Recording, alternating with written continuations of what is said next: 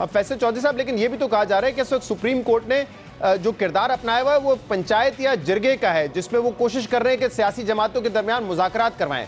अब आइन और कानून के मुताबिक तो ये होना चाहिए ना कि अगर 14 मई का ऑर्डर दिया हुआ है सुप्रीम कोर्ट ने कि पंजाब में इलेक्शन होने हैं और उस पर अमल दरामद नहीं होता तो कंटेम्प्ट की जो प्रोसीडिंग्स है कानून के मुताबिक उसको आगे बढ़ाया जाए। लेकिन यहां तो नजर आ रहा है कि सुप्रीम कोर्ट एक कदम पीछे हटके अब कोशिश कर रही है कि अमल दरामद करवाने के बजाय मुज़ाकरात के जरिए मामला तो हल किया जाए। देखिए, इसकी जाहिर है ये जो रोल है ये कोई आइन और कानून के मुताबिक ही सुप्रीम कोर्ट का होना चाहिए ना सर। पंचायती रोल जब लोग कहेंगे बिल्कुल कहेंगे, और बात तो आपकी 100% उस आपसे इसकी दूसरी राय तो नहीं हो सकती कि अगर फैसला नहीं होता तो आप उस पर अमल नहीं। लेकिन आप इसमें एक फिर ये पहलू भी गौर करें ना कि अगर वो सुप्रीम कोर्ट उस तरह से करती है तो फिर मामला सुलझेंगे तो नहीं, उलझेंगे। तो अगर कोई एफर्ट जो है कानून और आइन के अंदर रहते हुए कराई जा सकती है तो मेरा ख्याल में उसकी कोई हर्ज नहीं है। और पाकिस्तान में हमें देखना पड़ता है कि कहाँ पे क्या हो रहा है। लेकिन ये सियासी जमातें को खासकर पीडीएम और हुकूमत में शामिल जमातें अदालत के अंदर कुछ और कहती हैं, बाहर कुछ और कहती हैं। ये कंफ्यूजन जो है ये ही पाकिस्तान को जो है इस वक्त इस गर्दाब में फंसाया। तो फैसल साहब, अगर ये मुज़ाकरात ईद की छुट्टियों में नहीं होते 27 तारीख को फिर क्या होगा? बेशक 14 मई का फैसला इन फील्ड है, लेकिन 14 तारीख को प्रैक्टिकली इलेक्शन हो नहीं सकते क्योंकि पैसे मिले नहीं है, बैलेट पेपर की छपाई नहीं हुई, वो प्रोसेस शुरू ही नहीं हुआ है। तो फिर अब क्या, कैसे कोर्ट मामले को आगे बढ़ाएगा? देखिए, 27 को अब ज़ाहिर पैसे तो रिलीज होने नहीं होंगे तो फिर उसके मामला किसी और तरफ निकलेंगे। और अगर उसके बीच जो है मेरा ख्याल में कुछ ना कुछ तो डेवलपमेंट करनी पड़ेगी, बिकॉज कोर्ट के अंदर उन्होंने कमिटमेंट किया है, अटॉर्नी जनरल का कमिटमेंट है और जो सियासी जमातों के नुमाइंदगान हैं उनका कमिटमेंट है।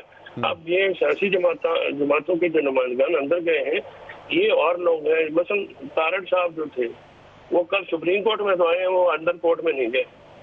वो एक वहाँ पे सियासी जमातों में भी इख्तिलाफात, उसमें भी दो मुख्तलिफ राय हैं।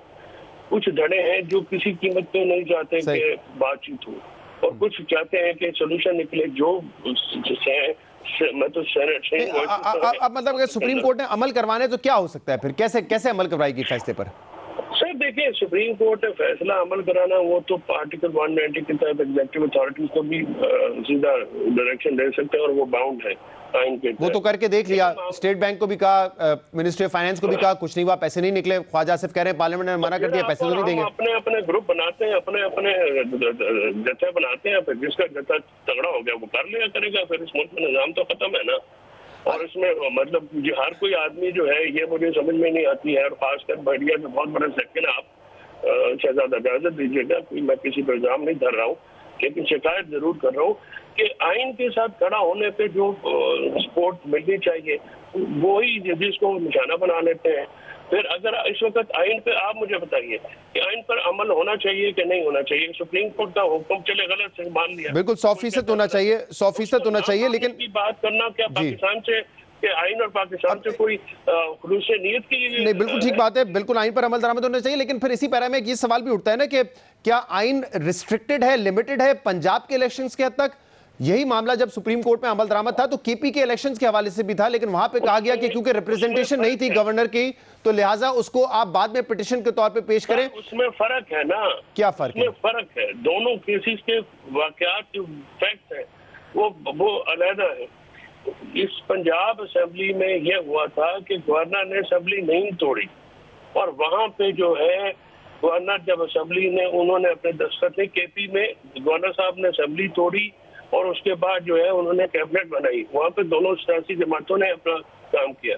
पंजाब में बुनियादी तौर पे फिर उसके बाद प्रेसिडेंट ने जो किया तो वो सवाल उठा कि क्या प्रेसिडेंट को इख्तियार है आइन और कानून के तहत। सो वहां पे अगर आप देखिए हाईकोर्ट के पास आप पहले नहीं, मैं इसमें एक करेक्शन अगर कर दूं फैसल साहब। अब हाईकोर्ट ने उसमें इंटरफेरेंस नहीं की, अभी तक वो वहां पे बैठे हुए हैं उसको लेके। आप फिर ये बताइए कि हाईकोर्ट की सेंसिटिविटी नहीं है towards implementation of the constitution. Absolute उनकी भी जिम्मेदारी है। लेकिन मैं सिर्फ ये पूछूं, जो 3-2 का फैसला था ना उसमें ये कहा था कि पंजाब में तो प्रेसिडेंट से मुशावरत करे इलेक्शन कमीशन और डेट अनाउंस करे, और केपीके में जो है वो गवर्नर मुशावरत करे इलेक्शन कमीशन से और फिर डेट अनाउंस करें। ये तो 3-2 के फैसले में था ना। लेकिन अमल दरामद स्टेज पे फिर कहा कि इसको आप रेलेवेंट फोरम पे लेके जाएं और दोबारा दरख्वास्त दायर करें। हाँ, अगर वो 2-3 जो अपना नोट आए हैं उनमें उन्होंने कहा जी हाईकोर्ट, अब हाईकोर्ट करे ना जी, हाईकोर्ट भी तो जिम्मेदारी ले। फिर आप सुप्रीम कोर्ट को तख्ता मश्क बनाते हैं सारे, वहां पे बैठ के रोज उनकी बैशिंग होती है। सुप्रीम कोर्ट अब एक सूबे की जिम्मेदारी ले रही है तो दूसरे की भी ले ले फिर। सूबे की हाईकोर्ट क्यों नहीं कर रही? अब बैठ के करें। उस सूबे की हाईकोर्ट को भी तो कॉन्स्टिट्यूशन की अमल दरामद कराना जरूरी है ना, तो वो करते क्यों नहीं?